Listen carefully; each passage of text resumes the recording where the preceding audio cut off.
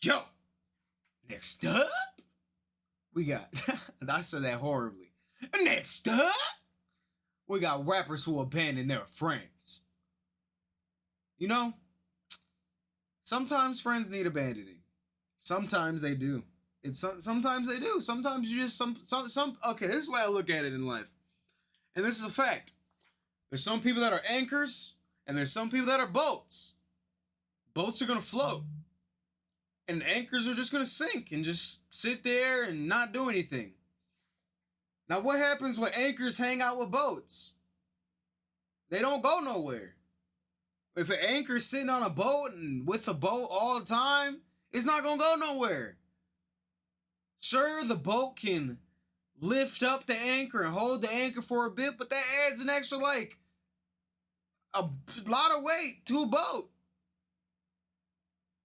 You know? So sometimes you just gotta drop that anchor and just keep on sailing. Just keep on moving. I've used that analogy for a long time. Sometimes you gotta abandon your friends. Especially when you're becoming like a rapper or some shit. Not everybody, not abandon all your friends, not abandon the friends that are actually helping and doing shit. But the motherfuckers that ain't doing nothing with themselves, the motherfuckers just trying to leech off you and not do nothing, you gotta cut them off. You gotta cut them. There ain't no reason to keep them around. So, let's find out the rappers who abandon their friends. Rappers who blow up often bring their day ones with them, but what happens when they don't? Sometimes it's their fault, others it's not, and it's a tale as old as time in the music industry. Acts of making it big and leaving their friends behind, who were there from the start and helped them when they had nothing. So today, I'm gonna take a look at some of the popular rappers from recent times who have reached astronomical success in the music industry, but at the cost of leaving their fellow rapper friends. That's a good name claim right there. First being That's a good name After claim Ye had right his there. breakout single, Sorry About That, you had to have been on here. Others, You had to have been on here less than early. 20,000 followers on Instagram to hundreds of thousands in less than a year. And in the beginning, his plan was to bring those that were with him when he was down all the way to the top with him. He even has a song from his 2021 album Up to Me where he rapped, "I got rich with the same gang." Unfortunately, that was soon to be short-lived. Who were the Okay, let's go. Never mind. Disregard. people in question? His best friend at the time, who happened to be a rapper, September. The way he did this, just the way he linked that bar into real life was just fucking funny, because this nigga probably didn't mean this. He didn't mean nothing when he said that. He was high as hell when he wrote that. He was high as hell when he wrote that, brother. And his longtime manager, Nextel. Before Yeat blew up, and while he was blowing up, Yeat and September's Rich were like bacon and eggs, always seen together, and were even the ones who created Yeat's signature Twizzy handshake. I was there for Yeat when Yeat was down. Yeat and Sep originally met through the internet and eventually met in real life in LA. They'd become close friends, making a lot of music, and they'd collaborate on songs like Trendy Way, one of Yeat's most popular songs early on, 5 to a 60, La M, Met the Devil, and many more. Furthermore, September's Rich was featured on 4 Yeat albums back to back, once Yeat started to gain some popularity. Speaking of bringing your friends with you, one of the other things Yeat did to, like he said, get rich with the same gang was create a label with his longtime manager Nextel called Twizzy Rich Entertainment and sign September's Rich to it, as well as 2 producers of his responsible for early hits like Synthetic and Tragic. Tragic produced. He's way too early in his career to be signing rappers. What? Why Yeat just got popular like 2 years ago? Why? I mean, I guess that's how you stay rich forever, is signing these motherfuckers, but he's signing these other stupid. Signing someone stupider than you. That's how you get rich in this world. But wow, 2 years in, you gotta be stupid if you sign to him. The song that changed Yeat's life. Sorry about that. The label promoted some of Yeat's and September's releases, however, it didn't do much after that. And today, only Tragic is still followed, likely meaning he's still signed. However, before their fallout, there were problems present already. Fans hated, I repeat, hated September's Rich, whose music wasn't very good to be honest, despite having songs with Yeat. That was actually some of Yeat's best early work. And September earned the nickname from Yeat's fans as Yeat's cheerleader / glorified sidekick. But Yeat didn't really let it get in the way of their friendship, and when Yeat had the fan base, he decided to go on tour, taking September's Rich with him as his opening act. Although the hate didn't end on the internet, at one of the shows, September got booed and fans would continually chant Yeat, making Sep react by doing this.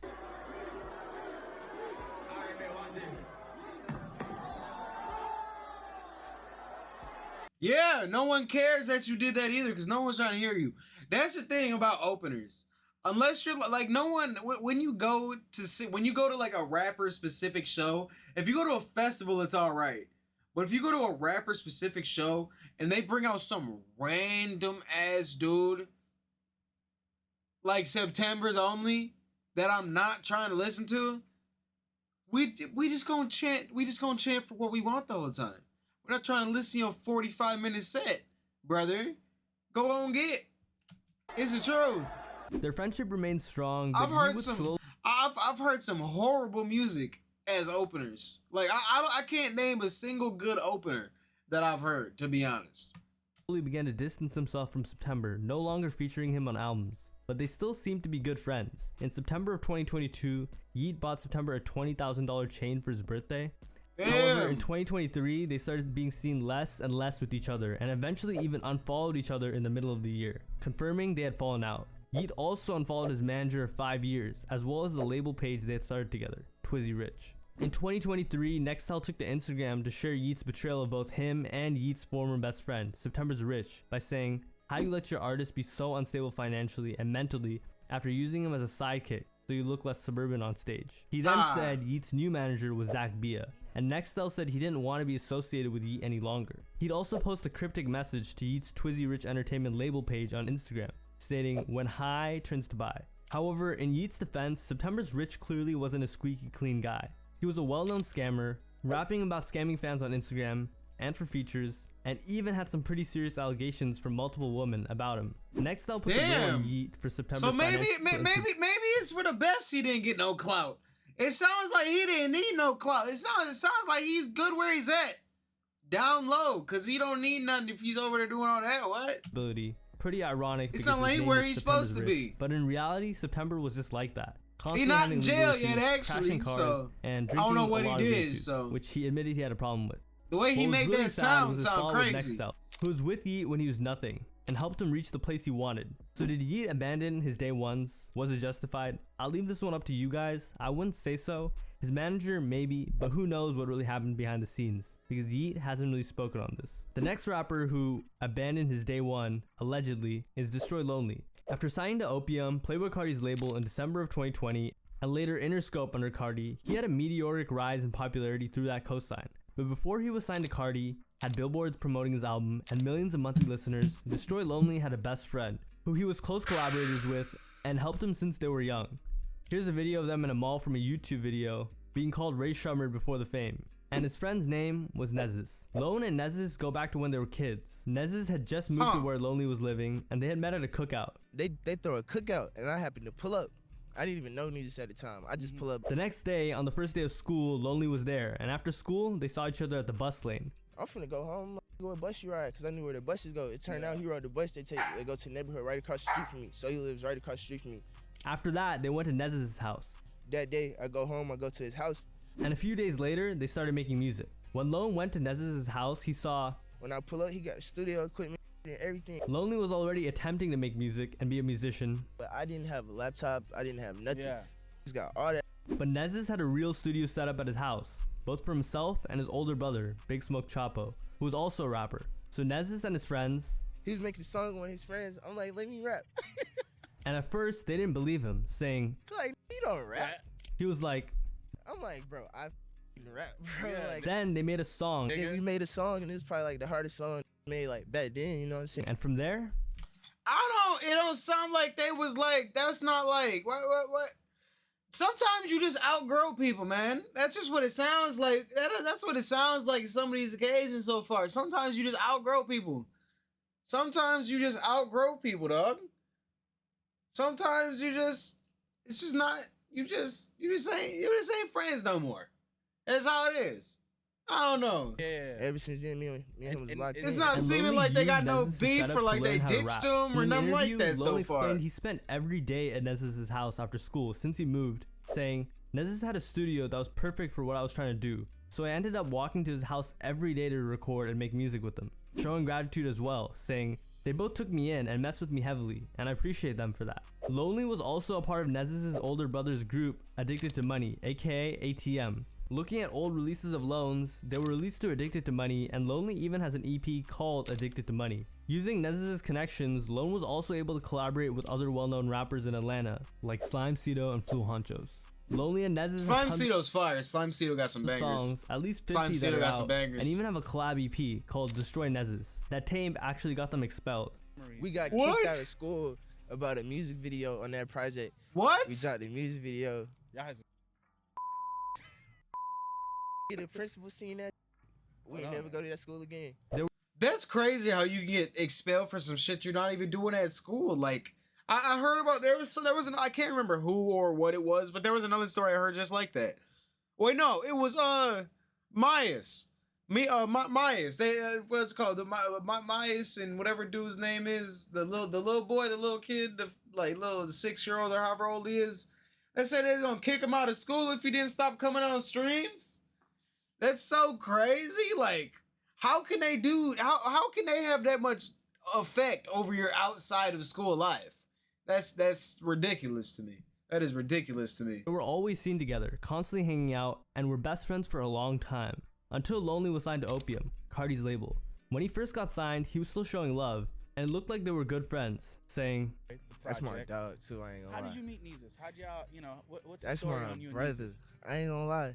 Twin, like. but soon after, they wouldn't be seen with each other, or really interact much, other than on comments on Instagram. And they were supposedly on good terms. Lonely just got too busy. However, fans were constantly commenting on Nez's page, asking, Cause, man, Playboy Cardi busy putting these dudes in cages and dancing on them at his concerts and he's probably working them all day like slaves and stuff.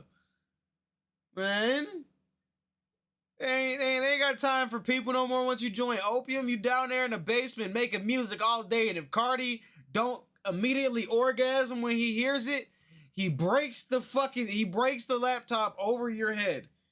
That's what he does. That's why the story Lonely look different every time you see him. And that's why everybody in Opium look different every time you see him. Bro, they made too many bad songs. And Cardi was just down there, wham, wham, wham, wham, just mushing shit. Until they make it right, bro. I'm telling you, that's the real reason these Opium dudes don't be on social media like that. That's why I don't be on social media like that no more. They're busy, locked in a basement. They were on a cage on stage, bro. That's because he can trust them to run out into the crowd. He would have lost if they ran in the crowd or something. I'd keep him locked up and contained.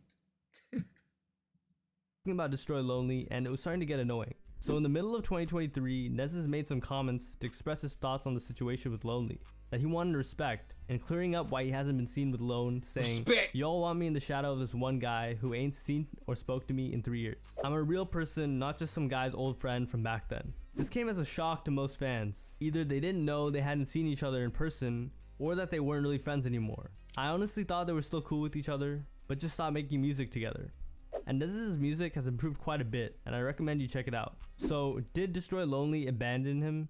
Not really. No, although you could he argue he did. did leave Nez's behind, but I'll leave it up So to you why again. is he in the Honestly, video? they don't seem to be on bad terms. People Why just is grow he in the apart, video and then? it's a normal part of life. The final rapper. Why is this in the video if you just self-admittedly said rapper he didn't abandon him?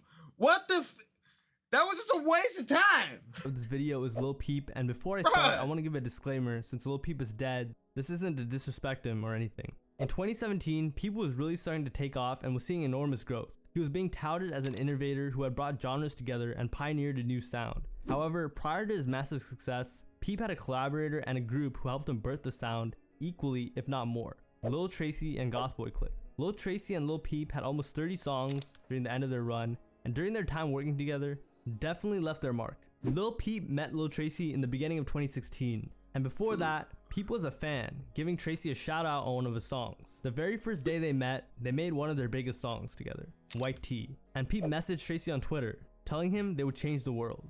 Some low-key, some crazy message. We gonna change the world. We gonna change the world, bro. They didn't even speak. Peep just told Tracy he had a song for him, and they made. No. You wanna know what it is?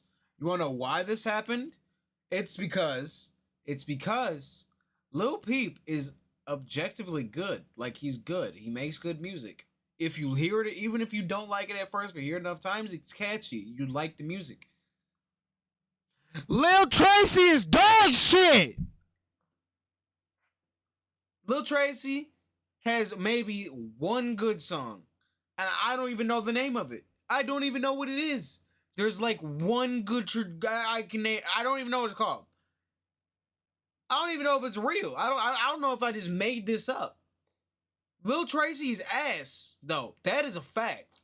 Lil Tracy's not good. He didn't get left behind or abandoned either. He just was not making good stuff. People that were making good stuff succeeded and prevailed, and people that were making dog shit fell off, and nothing succeeded for them. We got the few. It was all because for a few years you just needed to look weird and SoundCloud cool, and everybody was clicking on the videos and everybody was listening to songs because they want to be part of SoundCloud culture and listen to everything just in case a new banger got popping. They wanted to be the ones that were on it.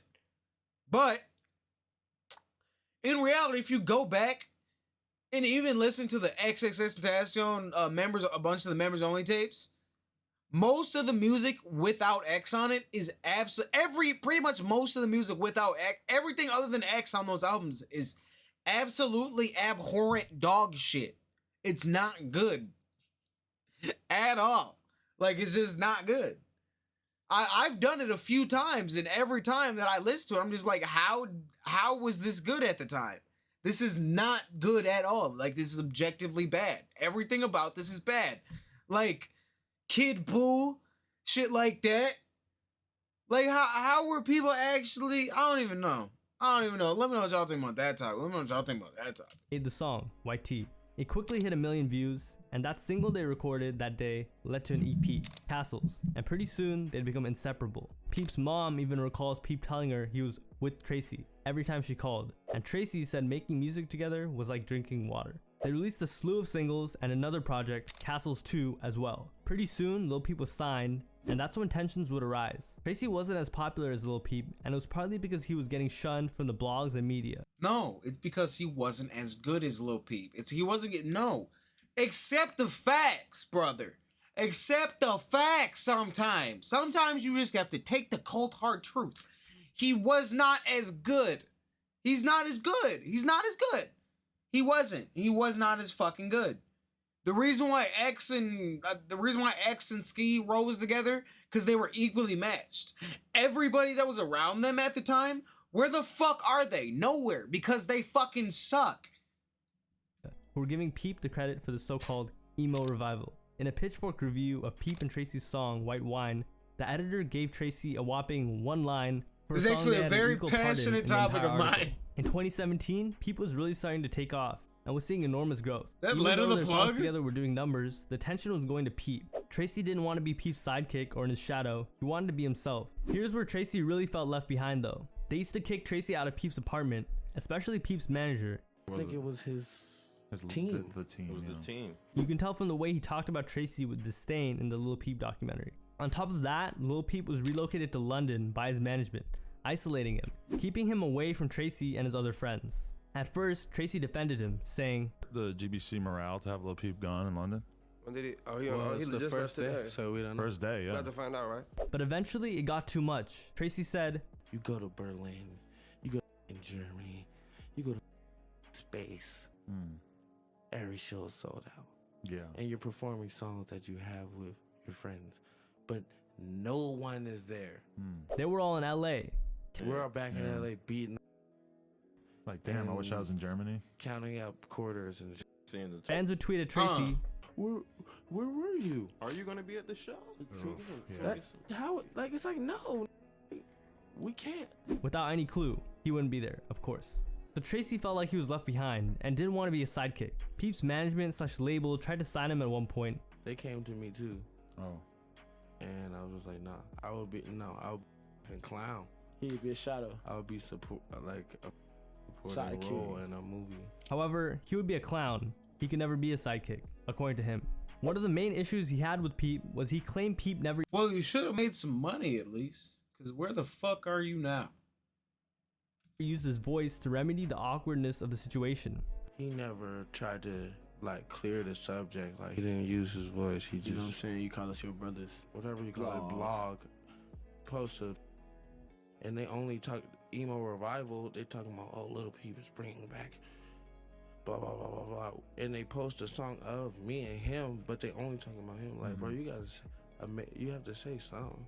Tracy would say some crazy things to Peep on Twitter as well. However, Peep told him he was his favorite human and his brother, even saying he tried to think what Tracy would do in every situation. Tracy, mad, told him he wasn't and he would. While they were on bad terms, Peep even wished Tracy a happy birthday, calling him his best friend. When he died, Tracy didn't think it was real. He had seen it on Twitter and they hadn't talked in a month. Tracy found out that Peep passed when he was in the studio. He described it as terrible and he threw up. He felt like Peep wouldn't have died if he was there with him. Now he has multiple tattoos to pay homage and celebrates their music.